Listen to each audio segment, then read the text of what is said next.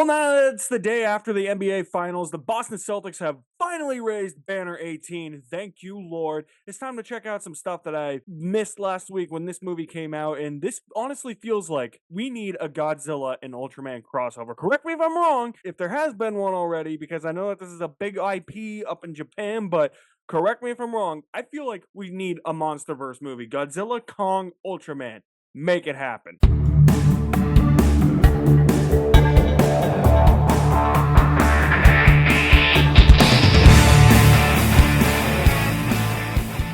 What's going on, guys? Welcome back to the channel. Today I'm going to be talking about a new Netflix release. I know I swore I never review these again, but with that last movie that I reviewed, that wasn't Rebel Moon Part 2. I actually forgot about that. I said that I wasn't going to review these in that Rebel Moon Part 2 review, but it was after that where I acknowledged it. What movie was it? Was it Atlas? Yeah.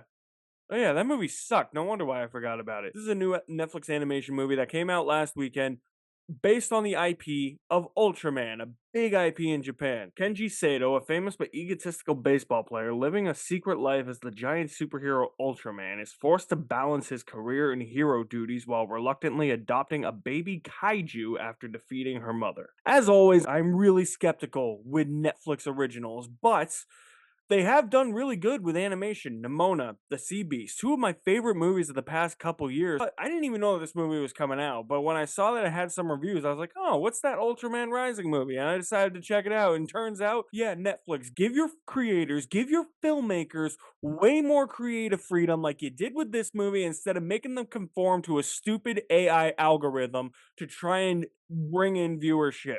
That's what this movie did. This movie's not going to get viewed by anybody. It pains me to say that. I'm sorry, but it's damn good. It's not like great or anything, but yeah, it's good. I had a good time watching Ultraman Rising. Ultraman Rising has a lot more layers to it than I thought it would. That's because I feel like the writers of this movie, they were the writers, or at least they came up with the story. I don't think they wrote the screenplay or anything, but they came up with the story for Kubo and the Two Strings, and Kubo and the Two Strings is amazing. That's a great movie. One of probably like his best movie next to Coraline, which freaks the shit out of me. I didn't even know that going into this movie. I didn't even do any background research. I just saw the score on Metacritic. I was like, oh, what's this? This has a pretty decent Metacritic score from critics. So let's check it out. Turns out I liked it probably more than most critics did. I do have my issues, but getting back to what I was saying, like with the layers of this thing, I really didn't expect there to be such a huge dynamic with the characters. The father-son dynamic. Honestly,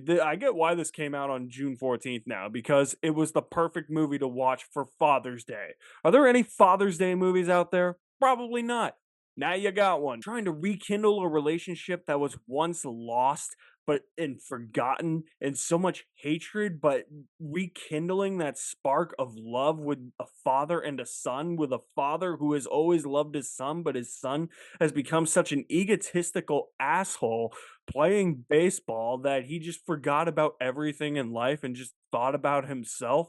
It makes the character dynamic of that so much better, and the character of Kenji is really good yet unlikable, but that's the thing. It's called a character arc. You could start off as an unlikable, egotistical asshole and become one of the coolest characters in the entire movie by the end. That's what happens with Kenji. It also has to balance this whole relationship with Kenji and this new kaiju baby, who when I first saw it, I was like, okay, yeah, no, that's kind of corny. But then the movie kept going on. I was like, yeah, that's actually sweet and comforting and cute. I want that baby kaiju. Can I have it? Trying to teach the baby kaiju like what to do, what not to do. It parallels real life so much because it's look, I don't have a kid, but my brother recently just had a baby, and I feel like if he watched this movie, he'd be like, yeah, that's exactly what I'm trying to do with my daughter right now. Like, how do I teach her everything? And I told him, I'm like, I'm gonna teach her everything that I know, the important life lessons. And I feel like this movie brings that because of the family drama and because what this movie is actually doing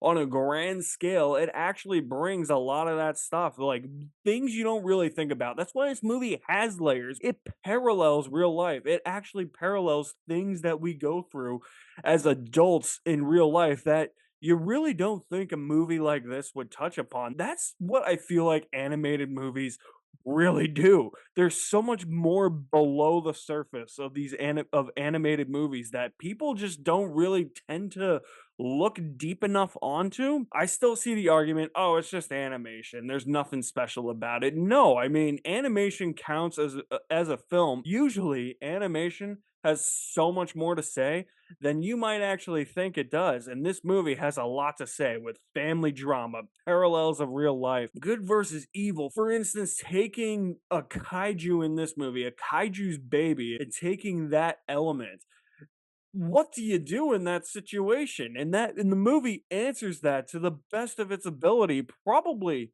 the best it can. I don't really see how how a movie like this could answer something like that in a better way than this movie did. This also mixes one of my favorite things with another one of my favorite things, superheroes who are sports players. This case, baseball. Baseball being my favorite sport. Yeah, I gave a shout out to the Celtics at the beginning. I love basketball too. Yeah, shut up. I can love two things. All the baseball references they were when they were name dropping things. They were talking about Matsui. I was like, hey, Ducky Matsui, who destroyed everybody when he played for the Yankees. I'm surprised there wasn't an Ichiro drop, but they did name drop Shohei Ohtani. I was like, oh yeah, Shohei Ohtani's impact, despite baseball not marketing him at all, which is a crime. Everybody knows who Shohei Ohtani is. If this movie didn't know who Shohei Ohtani was, they wouldn't have name dropped him. I don't know. I just love that aspect when superheroes feel like actual real people. And I think it's because this Kenji's a baseball player and he has to balance his baseball duties